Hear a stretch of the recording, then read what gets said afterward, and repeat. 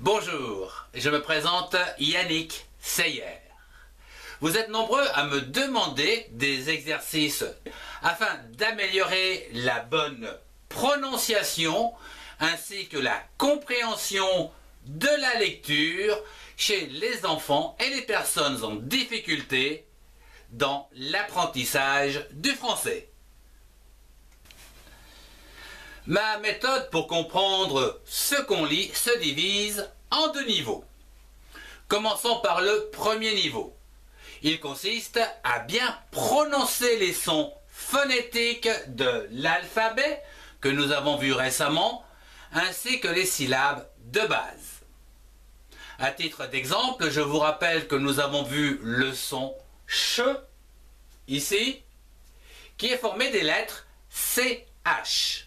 Le son CH, qui a pour syllabe chat, che, chez, chais, chi, chaud, chu. À partir de ces syllabes, nous avons vu également que ces syllabes constituent ou sont les constituants des mots. Comme par exemple, avec chat, vous avez le chat. Il est là. Vous avez également avec che, le cheval. Avec le son chais, vous avez le chêne. Avec le son chi, la chimie. Avec le son chaud, une chope. Et enfin, avec le son chu, une chute.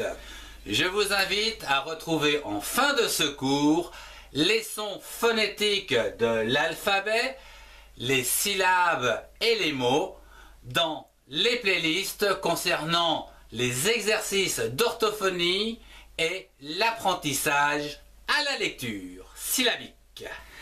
Dès que ces sons phonétiques des lettres de l'alphabet ainsi que des syllabes de base et également la construction des mots sont assimilés, eh bien nous pouvons passer au deuxième niveau qui va consister à lire, mais surtout de comprendre ce qu'on lit avec ma méthode de représentation mentale des mots que l'on lit.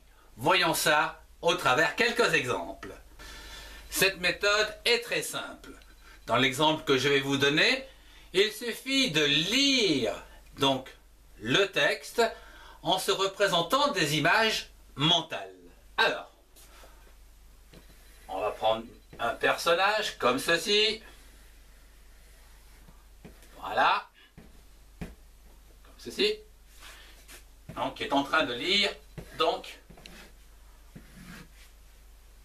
une première phrase. Imaginons que cette phrase soit le cheval, hop, le cheval. Alors, lorsque vous avez lu déjà le premier mot, vous pouvez faire une première image mentale pour voir ce qui se passe dans votre texte. Allez, on va dessiner donc un cheval comme ceci. Voilà. On va dire que c'est un cheval. C'est une image mentale. Vous savez reconnaître le son, bien sûr, de chaque lettre, ou du moins phonétiquement che, les syllabes comme cheval et le mot cheval. Donc il est facile d'avoir une représentation mentale du mot. C'est le début de la phrase. C'est pour ça d'ailleurs qu'on voit ici, ça commence par une lettre majuscule. Alors, le cheval, qu'est-ce qu'il fait? Bon, déjà ici vous êtes intrigué, on ne sait pas ce qui se passe. Vous avez le sujet, c'est tout ce que vous avez. Bon, par exemple, cherche. Alors ici aussi, comme au départ, vous avez le son che, mais ici vous avez donc cherche, deux syllabes, cherche. Vous pouvez vous représenter ça mentalement par donc un œil. Il cherche quelque chose ou un point d'interrogation. il se passe quelque chose. Maintenant, quoi? C'est là, cherche quelque chose, comme par exemple, un chou. Ah d'accord, un chou. Un chou. Et ici aussi, vous connaissez donc le son phonétique, donc che, que je remarque ici. Voilà. Vous savez qu'ici, nous avons deux voyelles qui donnent le son OU. Un chou. Donc, dans votre image mentale, eh bien, vous pouvez faire des choux, comme cela, et une flèche. En fait, lorsqu'on lit, donc je vais mettre un point ici parce que je vais considérer qu'il n'y a que cette phrase. Si on veut se représenter donc l'image du texte, il faut donc passer par une image mentale. Et là, effectivement, vous avez bien compris le texte. Il en va de même dans la conversation. Lorsque je parle avec vous, eh bien, vous vous faites également une image mentale, mais avec moi comme, disons, comme image mentale, avec tout ce qui se passe.